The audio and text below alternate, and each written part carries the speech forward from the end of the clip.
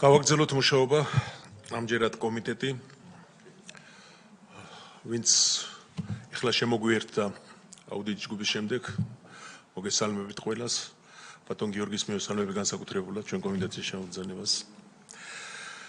ჩვენ გვაქვს სამი საკითხი დღეს.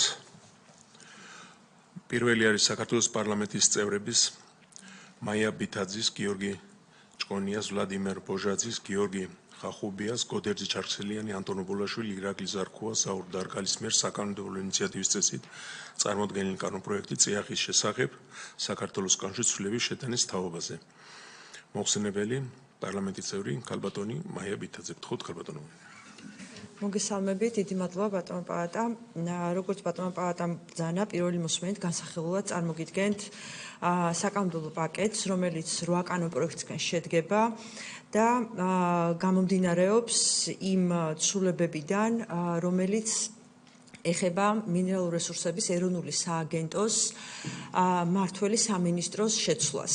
მოგეხსენებათ 2018 წლიდან მაშინდელი წიაღის ეროვნული სააგენტო, რომელიც ამჟამად იწოდება მინერალური რესურსების ეროვნულ სააგენტოდ, გადავიდა ეკონომიკისა და მდგრადი განვითარების სამინისტროს მმართველობის ქვეშ.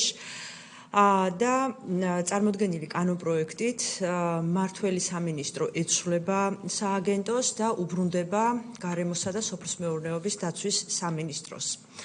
თავისთავად ეს ცვლილებები არის ძალიან კარგი ცვლილებები, გამომდინარე იმ რამოდენიმე გარემოებიდან, რომელიც მათ შორის 2018 წლის შემდგომ გამოიკვეთა, როგორც ასე ვთქვათ, საძიებო ეტაპის პროცედურების გათვალისწინებით, ასევე აღსრულებისა და ინსპექტირების კომპონენტის გათვალისწინებით. მოგეხსენებათ, გარემოს დაცვისა და სოფლის მეურნეობის სამინისტრო არის ის უწყება, სადაც ინსტიტუციურად არსებობს გეოლოგიური სამსახური, რომელიც პრაქტიკულად იზიარებს იმ გეოლოგიურ ფონდებს, რომელიცაც ასევე მართავს მინერალური რესურსების ეროვნული სააგენტო. ამასთანავე ბუნებრივი პროცესების მართვის კუთხით, სხვადასხვა მიწის ფენების გადაფარვის კუთხით, ინფორმაცია, რომელიც გარემოს ეროვნულ სააგენტოში მოიპოვება და არის გარემოს დაცვის სამინისტროს ქვეშ, მინერალური რესურსების ეროვნული სააგენტოს გადატანის შემთხვევაში ბევრად გაადვილდება, ასე ვთქვათ, მიწის ფენებთან დაკავშირებით ინფორმაციის მოძიება და გამარტივდება ასევე თვითონ პროცესი, რაც უფრო ეფექტიანს გახდის პროცესს, რაც 2018 წლის შემდგომ დადასტურდა. რომ არაფერი არ ვთქვათ ინსპექტირების ნაწილზე, მოგეხსენებათ, საქართველოში სამწუხაროდ არც თუ ისე იშვიათია ეს შემთხვევები, როდესაც წიაღის მოპოვების შემთხვევაში არის ვლინდება უკანონო მოპოვების ფაქტები და ასევე სალიცენზიო პირობების იმგვარი დარღვევა, რომელიც არ არის დაკავშირებული უკანონო მოპოვებასთან, მაგრამ დაკავშირებულია გარემოს მდგომარეობის გაუარესებასთან.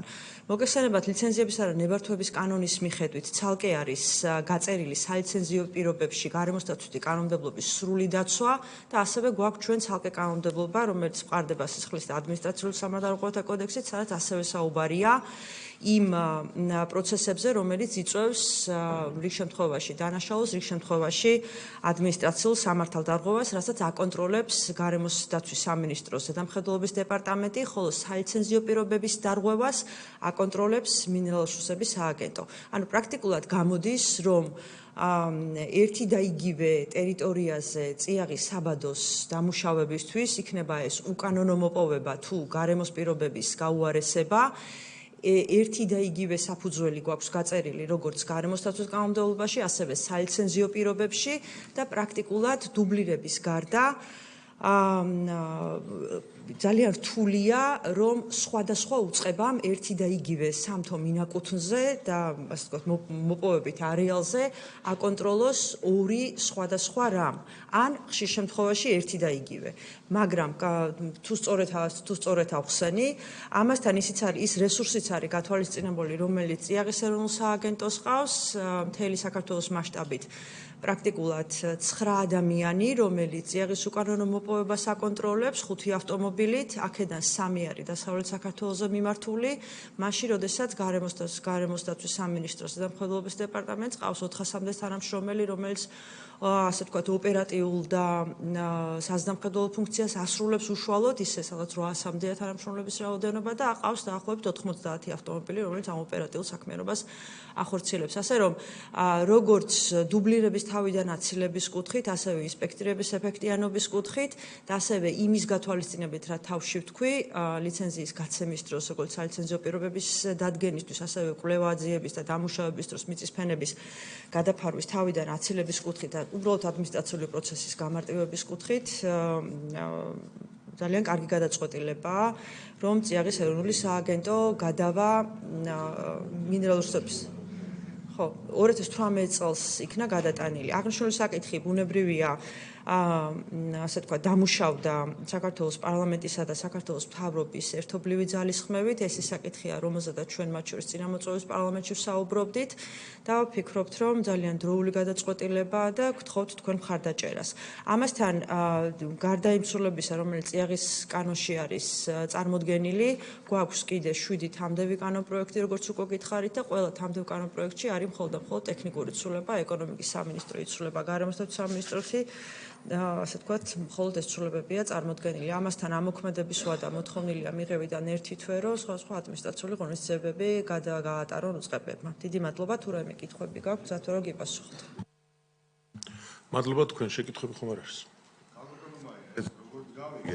ესე იგი, ეს ორივე სამსახური, რომელიც ესე დიდი სამსახური, რომელიც იყო, ის სოფლის მეურნეობის სამინისტროში იყო, გედეები და ეს დიდი ხო 800-900 სამსახური კაცი მუშაობს და ეს მეორე სამსახური, რომელიც ეკონომიკაში იყო, ის 9 კაციანი ჯგუფი, ისიც გადმოვიდა სოფლის მეურნეობის სამინისტროში. ხო, ლიცენზიებს აკონტროლობდა, რამდენად სწორად ხდებოდა. ეხლა იგი გაერთიანდეს და გადმოვიდა სოფლის მეურნეობის სამინისტროში, ხო?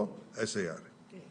ყოველგვარი თავისი ბიუჯეტი, თავისი ყველაფრით ალბათ წამოვიდა. გასაგებია, მადლობა. აი, დავაზუსტებ, თუ კიდე კითხვა არის, გავაერთიანებ თუ არ. სხვა შეკითხვა ხომ არ არის? გაგზავნეთ.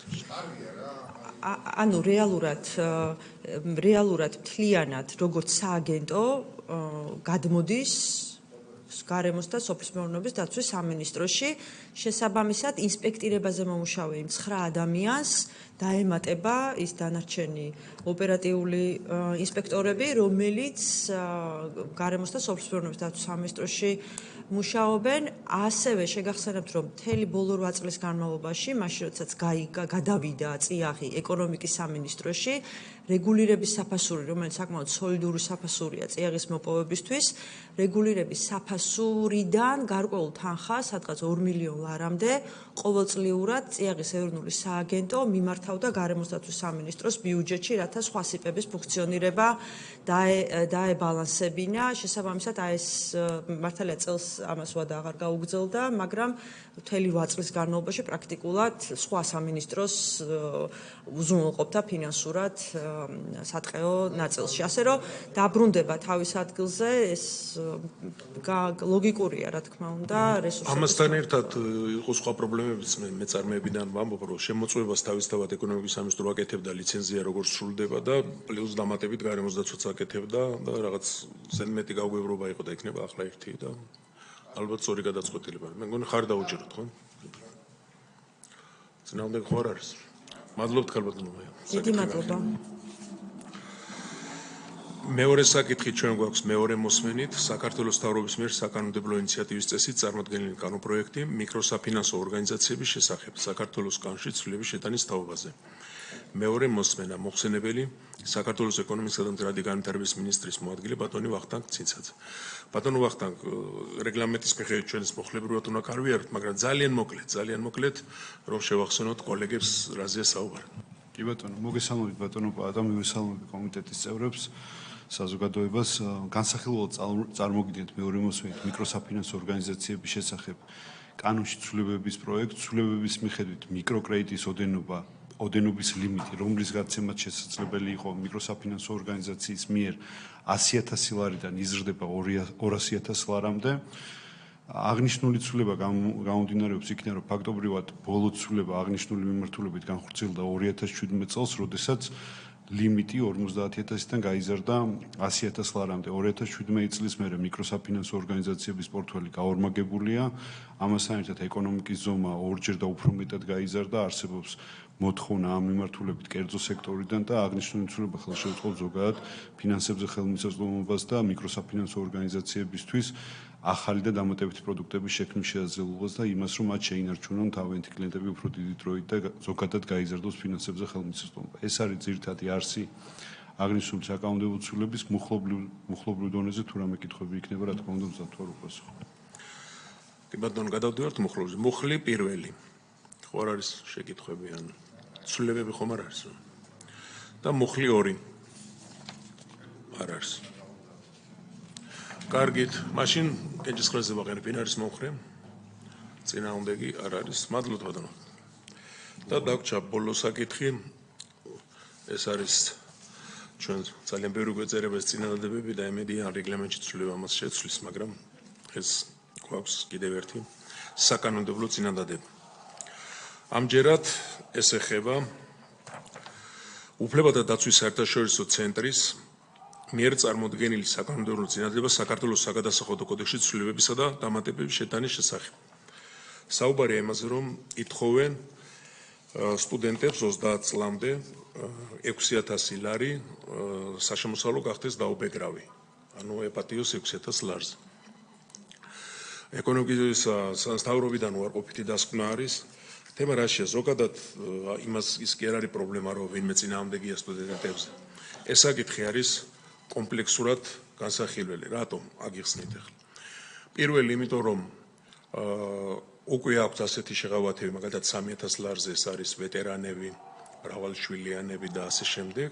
6,000 აქვს მაღალთიან სოფელს, რომელსაც ვიხილავდით და პლუს სამშვიდობო ოპერაციებში ვინც მიიღო და იმ შემოპირი გახდა ამის გამო ასე და შემდეგ ასევე თუ აი ამას მივიღებთ, მაშინ იქ იქნება გადასახედი, თქვა ვეტერანებს რატო 3 და რატო მეტი არა თუ ამას ვიღებთ, ხო? ამის გარდა ჩვენთან ხშირად შემოდის ხოლმე წინადადებები, მაგალითად, ცოტა ხნის წინ იყო შემოსული წინადადება, რომ ახალგაზრდა ოჯახებს საერთოდ გაუქმოთ საშემოსავლო გადასახადი, რომ საშუალება ჰქონდეთ ბინის შეძენის და ასე შემდეგ. იყო შემოსული კულტურის მუშაკებიდან და ითხოვდნენ, რომ იქნებ ეპატიებიათ ასოციაცია და ასე შემდეგ. ამიტომ ჩვენი აზრით, თუ საერთოდ ვაპირებთ, რომ ეს შეღავათები გაკეთდეს, ამას უნდა კომპლექსური მიდგომა, რა პრიორიტეტია და რომელი უფრო მნიშვნელოვანია და რომელი უფრო ნაკლებად და თქვათ ერთზე რა თანხა იყოს, მეორეზე რა თანხა. ასე არავითარი კათვლა არ არის, რა ჟდება, როგორ ჟდება, რა იქნება და ასე შემდეგ. ამიტომ ფინანსთა მინისტროც იგივე ამბობს, რომ თუ ჩვენ პოლიტიკურად მივიღებთ გადაწყვეტილებას, რომ ასეთი გზით უნდა წავიდეთ, მაშინ ეს არის კომპლექსურად მისაღების საკითხი. თუ ჩვენ ესა მივიღეთ, მაშინ გავგებარი იქნება, რატო უთხარით უარი სხვებს და ასე შემდეგ. ამიტომ თქვენის ნებართვით, თუ ვინმე სურვილი აქვს, რომ გააგრძელოს ეს საკითხი და საკანონმდებლო დონეზე გადაიყვანოს, აგერ ბრძანდებით თუ არა და უარი უთხრათ ამ ეტაპზე ამ საკითხის განხილვას. კარგით, ეს იყო საკითხები, რომელიც მინდოდა რომ გაგვეხილა, ამით ამოწურულია საკითხები და მადლობა ყველას მობრძანებისათვის.